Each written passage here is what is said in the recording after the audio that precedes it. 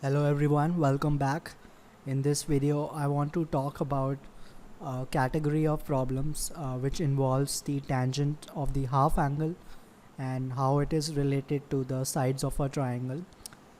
So in order to explain you this concept, I want to take two problems. So let's start with the first one.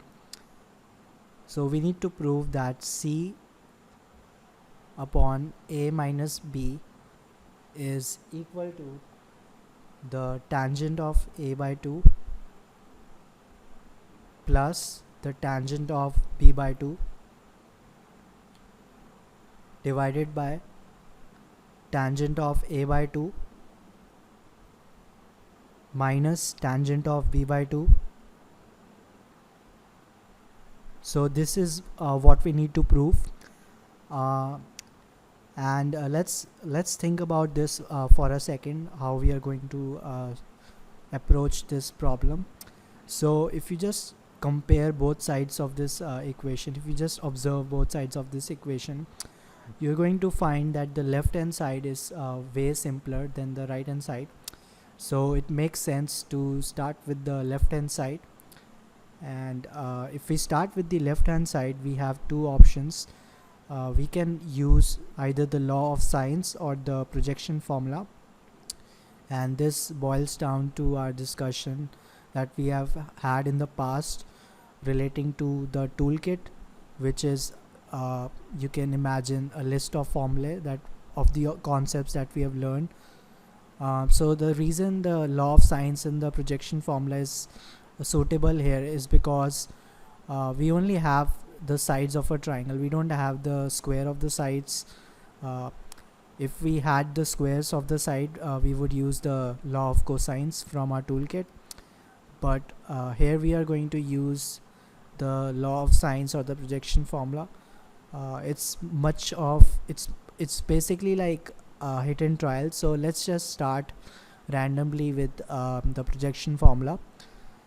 So if I were to write the projection formula for C, it's going to be equal to, so let's do that. C is equal to A plus B, and now I need to multiply these two terms with the cosine terms. So A cosine of B, so A cosine of B plus B cosine of A, so B cosine of A. So this is the projection formula for C, and this is also the numerator of the left hand expression. So one thing to note here is that we introduce the sides in this, which is not what we want, because if you just look at the right hand side of this equation, or what we need to prove is we need to actually get everything in terms of trigonometric ratio tangent, and you can clearly see that it doesn't involve any sides, so it doesn't make sense to go with the projection formula. So I'm just going to put a cross here. So the only method that is left right now is the law of sines, and that is exactly what we are going to use. So let's start with the law of sines. So if I apply the law of sines to the left hand side of this equation, I'm going to get lambda times sine of C upon lambda times sine of A minus lambda times sine of B, right? And lambda is just a constant, you don't need to bother about it because it's going to get cancelled. So we are left with sine C, so let's cancel this. We're left with sine C, sine A and sine B. Now one important thing to note here is that we have everything here in terms of the whole angle or the complete angle, but what we have to prove, what we have in the resulting expression, or what we intend to prove, has everything in terms of the half angles. So we first need to convert this complete angle into half angle. So let's do that, and I'm going to use the basic trigonometric identity, which is or the formula, which is sine of 2A is equal to 2 sine A into cosine of A. So if I write that, if I write this in terms of that, it's going to be equal to 2 sine of C by 2 cosine of C by 2 divided by 2 sine of a by 2 cosine of a by 2, and similarly for the sine b term, 2 sine of b by 2 cosine of b by 2. Okay, so one thing to note here is that we only have a single term in the numerator, but we have two terms in the denominator. And if you think about how we are going to get from here to the final expression which we want to prove here, we'll observe that everything here is in terms of tangent trigonometric ratio. So if you have solved any of the trigonometric problem involving similar pattern or similar form, you will observe that we can generally get to or arrive at this particular solution if we convert from a complicated denominator which involves multiple terms to a single term, and then we can basically divide the numerator and the denominator by the cosine term and basically get everything in terms of tangent. So that's exactly what we are going to try. So I'm going to simplify the denominator here. So let's think about this for a second. Now we do have a direct formula for this, but I don't expect you to memorize that formula. In fact, you shouldn't memorize all the trigonometric identities and formula. You just have to, or you should just memorize the basic and fundamental formulae, and rest you can just derive depending on the specific conditions. So let's think about how we are going to simplify this. So first of all, observe the form. It looks something similar to sine of a plus b by 2. So it looks something of this form. It could be a minus b by 2 as well, or it could be cosine of a plus b by 2 cosine of a minus b by 2. But when you expand it, the form you are going to get looks something similar to this. So basically we are like tempted to use this because of similarity, and let's expand this. And again, this is just hit and trial. We are wanting to get this form by using basic trigonometric formulae. So this is going to be equal to sine of a by 2 cosine of b by 2 plus cosine of a by 2 and then sine of b by 2. So this is what we have here. And if you think about this, we have a lot in common actually. So this and this are the same. Cosine of b by 2, no, not this, sine of b by 2 is present in both of these terms. So we have some sort of similarity, but they are not exactly same. So one of the differences is that it has leading coefficient of 2, but that's not big because basically we can multiply both sides of this equation by 2 in order to get 2. So now the only difference is that we are missing this second factor from this first term, which is cosine of a by 2, and we are missing cosine of b by 2 here. We have actually already got this part. So let's think about how we are going to get the second factor, second term. So if you think about this, if you multiply this whole equation by cosine of a minus b by 2, we are going to get, so let's expand this, we are going to get cosine of a by 2 cosine of a by 2 cosine of b by 2 plus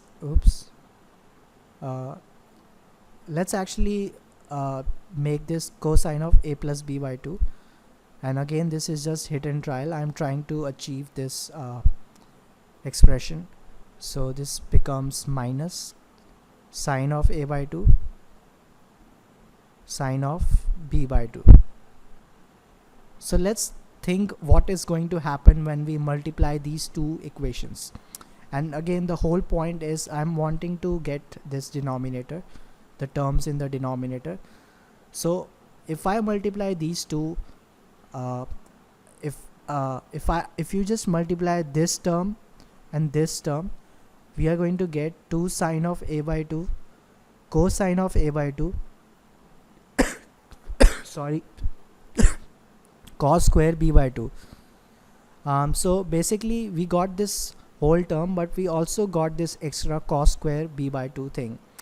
And now we are just like, for right now we are just going to ignore this, because we got the main term, we got something extra, but that's fine because we got the basic requirement fulfilled. And let's see if we got the second term, just minus 2 sine b by 2 cosine of b by 2. So sine b by 2 and 2 coefficient we already had. Now if you multiply this by this, we are going to get 2 cos b by 2 and then sine b by 2 and cos square a by 2. So you see that there's a problem with the sign. We want this sign to be negative in order to get this term. So here if I just make it negative, this will change to negative. And now if you just multiply these two terms, you are going to get this term, and obviously you are going to get this extra cos square a by 2 thing, but we are just going to go with this because our basic requirement has been fulfilled. So you saw that basically this is just hit and trial. There's no like logic here, and then I can basically write the denominator as, and let me just first of all like multiply these two, because that's what I said, I'm going to multiply these two. The basic requirement has been fulfilled, but we get some extra terms. So let's see what we have in total. So the first term is going to be 2 sine of a by 2 cosine of a by 2 and then cos square b by 2. So this whole thing is the first term, and then we have minus 2 sine b by 2 cosine of b by 2 and then cos square a by 2. So this is our second term. Similarly, let's calculate the third term, which is going to be minus 2 sine b by 2 cosine of b by 2 and then sine square a by 2. And then finally the last term is going to be positive, because these negatives are going to make a positive. So 2 sine a by 2 cosine of a by 2 and then sine square b by 2. So we got our 4 terms. Now let's observe something very cool. So if you just observe the terms, all the terms, they have some property in common. So this is basically sine of a by that basic formula of sine of 2a, and this is sine of b. Similarly, this is sine of b and this is sine of a. So we simplified this a lot. So just let me just write sine of a here. So cancel this. This becomes sine of b. Cancel this. This is sine of b. This becomes sine of a. Right? Okay, so now let's just take the terms as common. So sine of a, and by the way the 2's are also going to get cancelled because they are consumed in the formula. So we have sine of a. If I just take sine of a common, we're left with cos square b by 2 plus sine square b by 2, which is 1, right? This is the fundamental identity. And then we have minus sine of b, which is common, and sine square a by 2 plus cos square a by 2, which is again 1, the basic fundamental identity again. So this is 1. So basically we are left with sine of a minus sine of b, and if you just scroll above, this is exactly what we had in the denominator earlier. So what that basically means is that we can write this whole denominator expression by the product of these two. So the denominator is actually equal to 2 sine of just ignore this is nothing, 2 sine of a minus b by 2 times cosine of a plus b by 2, and we just proved that. So let me just write down the that denominator, which is 2 sine of a minus b upon 2 times cosine of a plus b by 2, and in the numerator we had 2 sine c by 2 cosine of c by 2. Okay, so 2 sine c by 2 cosine of c by 2. Now if you just observe this cosine of a plus b by 2 term, basically we can convert this into a sine term, because we know the basic property of a triangle, that the sum of the angles is equal to 180 degrees or pi radians. So I can write a plus b as pi minus c, right? And then we also have the 2 in the denominator, so this will become pi by 2 minus c by 2.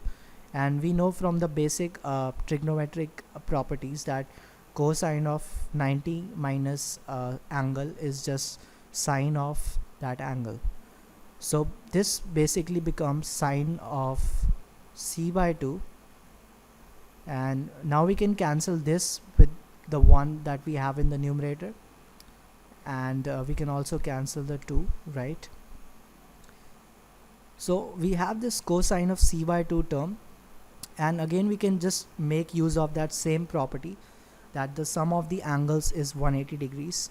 So we can write c as pi minus a plus b, so pi minus a plus b, but cosine of pi minus a plus b by 2 is same as sine of a plus b by 2, so this whole thing is same as sine of a plus b by 2, right?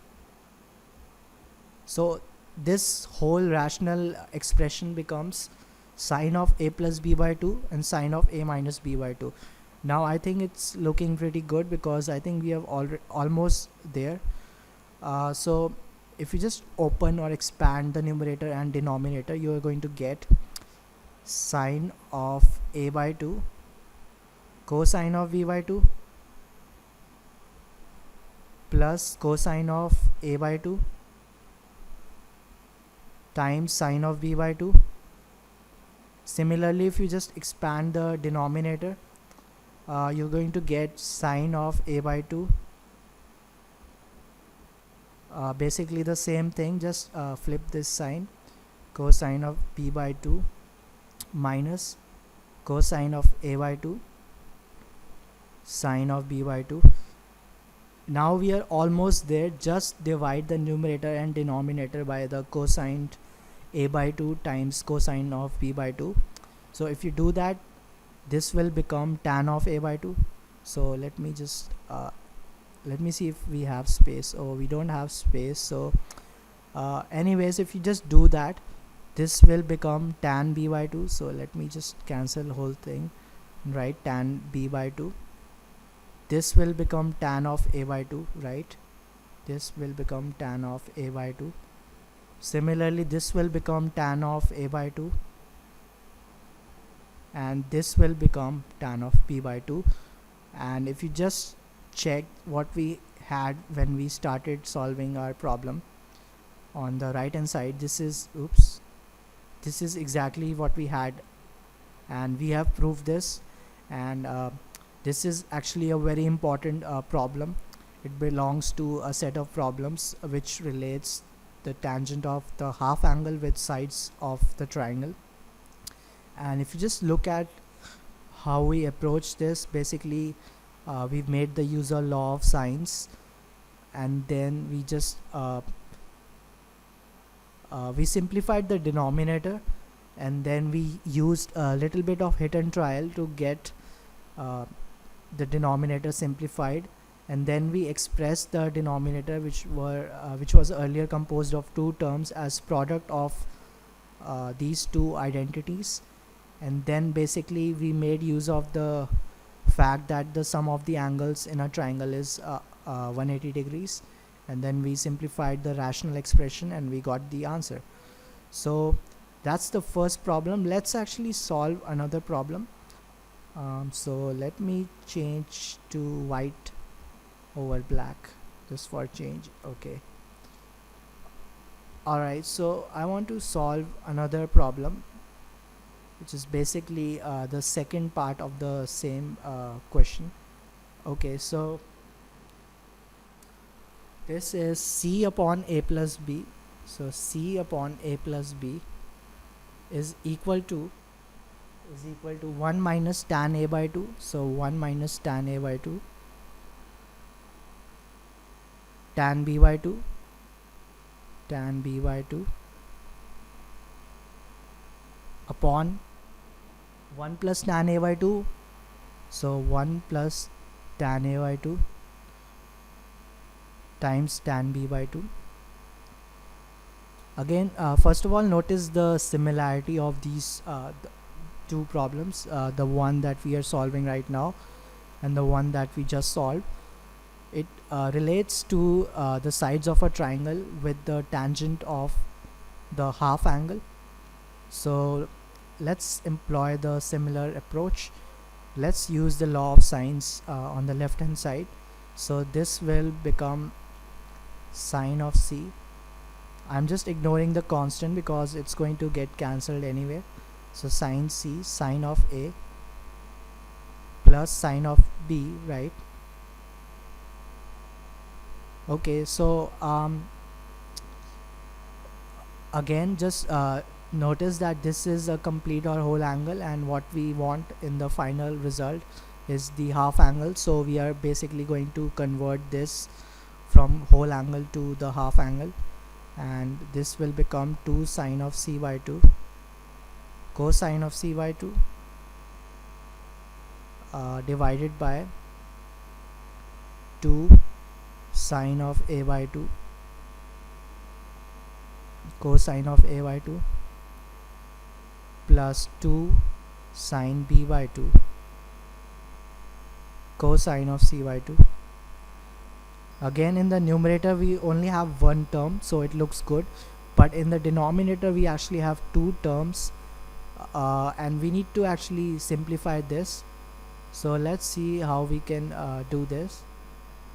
And also one another thing to note here is that if you just look at the final thing that we need to prove, we have everything in terms of a's and b's, but right now we also have the c, so we somehow need to get rid of that c.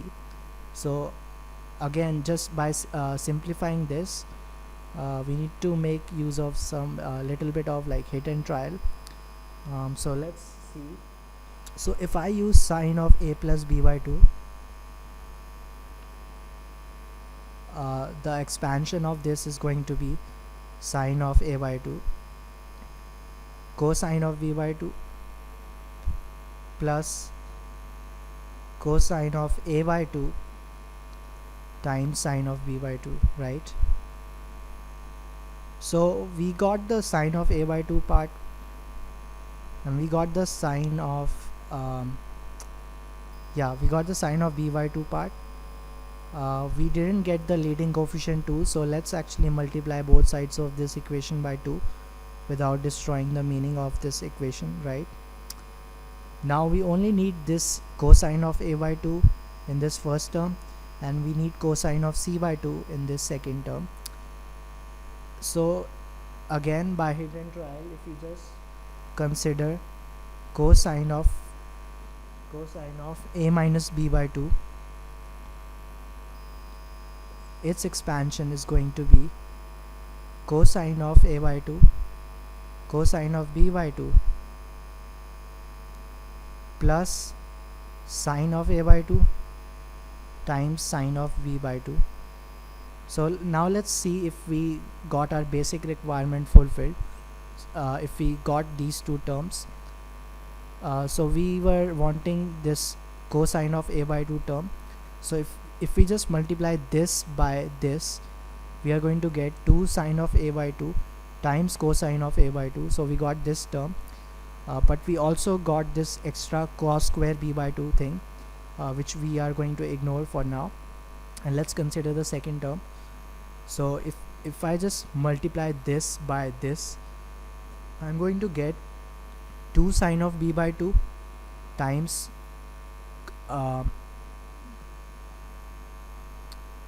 let me just see, cos b cos oh oops, this is actually going to be b, so sorry about that, that's a typo. So 2 sine b by 2 cos b by 2. If I need this, if I multiply this by this, I'm going to get 2 sine b by 2 cos b by 2, and I'm also going to get cos square a by 2 thing extra, again, which we are going to ignore since our basic requirement is fulfilled anyway.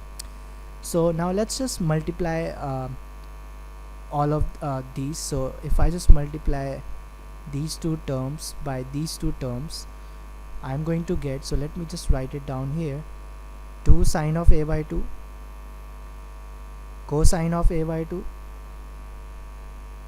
cos square b by 2, and then the second term is going to be plus 2 sine b by 2 cos b by 2, and then cos square a by 2. So there you go. And now the third term is going to be plus 2 sine of sine of b by 2 cosine of b by 2, and then sine square a by 2.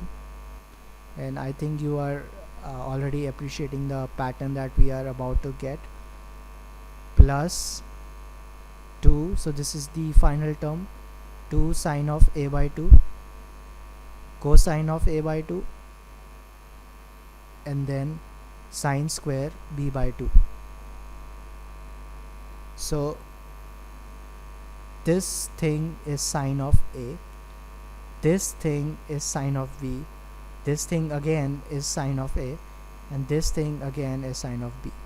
So basically we can, so let me just write down, this is sine of a, so let me remove 2, let me remove this is sine of b, this is sine of a, and this is sine of b. So now if you just take the common parts, sine of a, cos square b by 2 plus sine square b by 2 is just 1, and then if you just take sine of b common, similarly sine square a by 2 plus cos square a by 2 is 1. So basically we got sine of a plus sine of b, and if you just scroll above, that is exactly what we had in the denominator earlier. So basically what this means is that if we multiply these two terms, what we will get is the same as this, which is same as this. So we can basically substitute this denominator with these two terms. So if I do that, I'm going to get 2 sine of c by 2 cosine of c by 2 divided by sine of a by 2, so 2 sine of a plus b by 2, and then cosine of a minus b by 2. So cosine of a minus b by 2. Again, just notice that a plus b can also be written as pi minus c, right?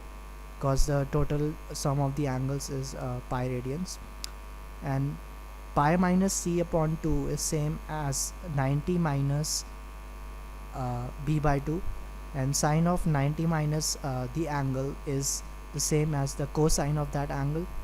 So basically this is equal to 2 cosine of c by 2. So this thing is equal to cosine of c by 2, and immediately you will notice that this will get cancelled with this, and we are left with cosine of a minus b by 2 and 2 sine of c by 2, and also the 2's get cancelled. Now everything in the final answer is in terms of a's and b's, so we need to get rid of this c, and again we are going to use the similar logic that a plus b plus c is equal to 180 degrees or pi radians. So I can write c as pi minus a plus b, and sine of 90 minus some angle is the same as cosine of that angle. So basically what we have here in the final resulting rational expression is cosine of a plus b by 2 divided by cosine of a minus b by 2, right? And now I think it's almost done. Let's expand the numerator and the denominator. So the numerator is cosine of a by 2 cosine of b by 2 minus sine of a by 2 sine of b by 2, and the second, the denominator is exactly going to be the same, just this sign will flip, this will become positive. Now if you just divide the numerator and the denominator by cosine of a by 2 cosine of b by 2 term, this will become 1 minus tan of a by 2 tan of b by 2 upon 1 plus tan of a by 2 tan of b by 2, and this is exactly what we had to prove, right? So there you go, we proved it, and this actually belongs to a set of problems which are actually very important, and they are almost like a formula, except you don't need to remember these problems as formulae.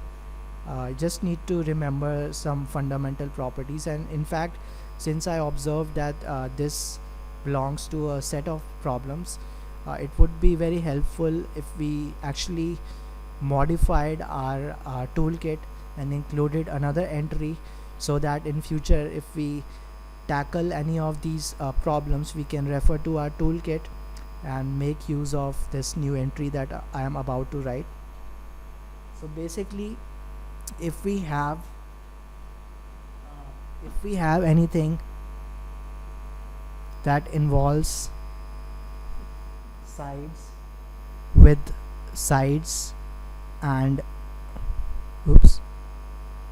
sides and tangent or cotangent of half angles, so half angles, if we have anything which involves relation of sides and tangent or cotangent of the half angle, then basically we need to apply the law of sines.